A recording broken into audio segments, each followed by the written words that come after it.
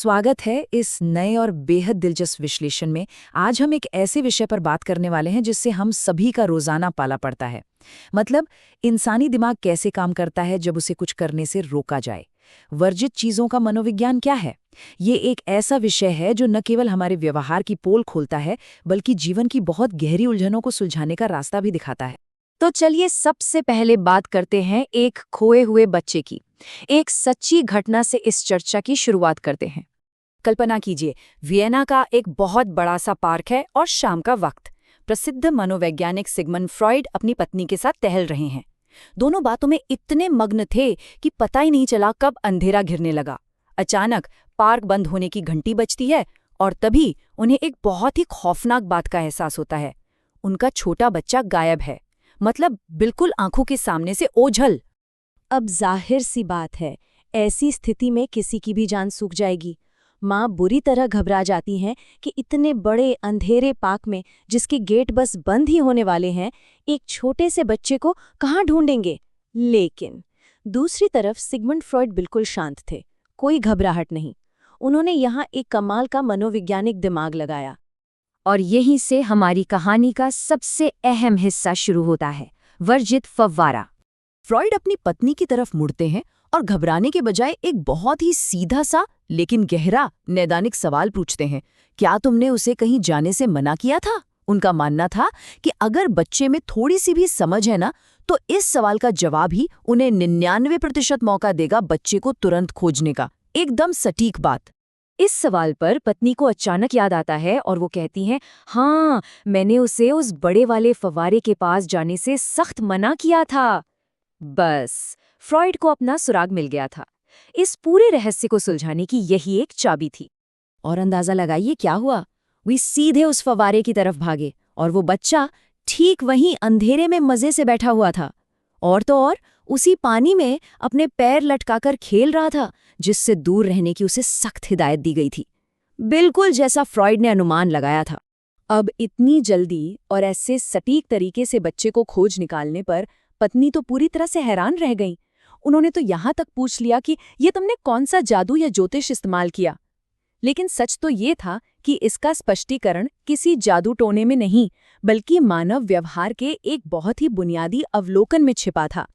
और यही बुनियादी समझ हमें हमारे अगले महत्वपूर्ण बिंदु पर ले जाती है, जिसे हम कहते हैं दमन का जाल। फ्राइड ने जादू या ज्योतिष की बात को सिरे से खारिज कर दिया।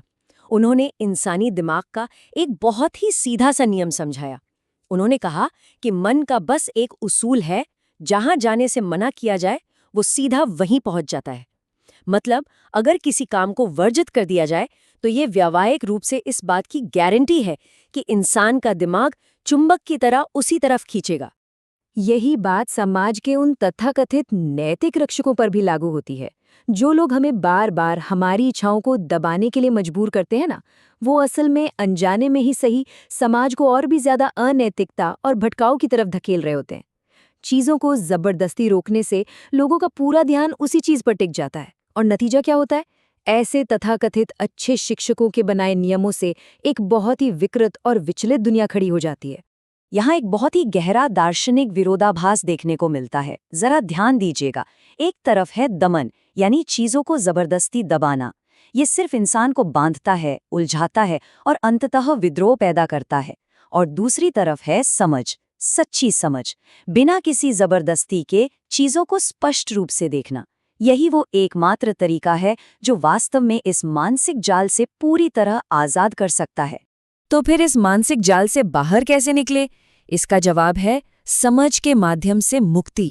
सबसे अहम बात समझने वाली ये है कि चाहे किसी उलझे हुए रिश्ते से स्वतंत्रता चाहिए हो या फिर किसी सांसारिक वृत्ति से, इसका समाधान कभी भी उस चीज से दूर भागना नहीं होता, बल्कि समाधान उस चीज का गहरा और व्यापक ज्ञान है। अगर भागेंगे तो वो चीज और डराएगी, समझेंगे तो आजाद हो जाएंगे।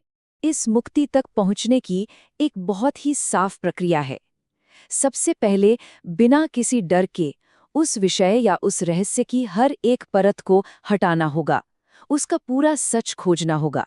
और जब उस सच को उसकी पूरी गहराई के साथ पहचान लिया जाता है, बस वहीं से अंतिम मुक्ति प्राप्त होती है।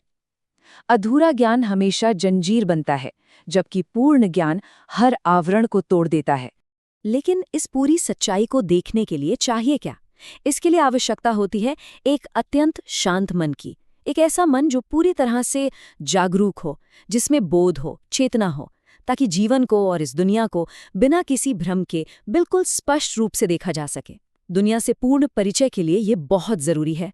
ये एक बहुत ही कमाल का विरोधाभास है। अक्सर सिखाया जाता है कि दुनिया से दूर भागो, लेकिन सच तो ये है कि दुनिया को नकारने से या उससे भागने से इंसान उसी दुनिया में और भी ज्यादा मजबूती से जंजीरों में बंध जाता है। इसके उलट जिस दिन इस संसार को पूरी तरह से समझ लिया जाता है, उसी दिन परम शांति या यूं कहें कि परमात्मा स्वाभाविक रूप से प्रकट हो जाते हैं। तो इन सब बातों को ध्यान में रखते हुए एक सवाल है जिस पर हम सबको विचार करना चाहिए। चूंकि दमन हमेशा उल्टा असर करता है, तो ऐसी कौन सी छिपी हुई इच्छाएं या विचार हैं जिन्हें बहादुरी से समझने की कोशिश करने के बजाय बस जबरदस्ती दबाया जा रहा है? क्या उन्हें समझ के आजाद होना बेहतर है या दबाकर उन्हीं का गुलाम बने रहना? ये एक ऐसा सवाल है जो मानसिक जंजीरों को पहचानने में मदद कर सकता है। खैर, इस विश्लेषण के साथ जुड़ने के लिए बहुत बहुत धन्यवाद।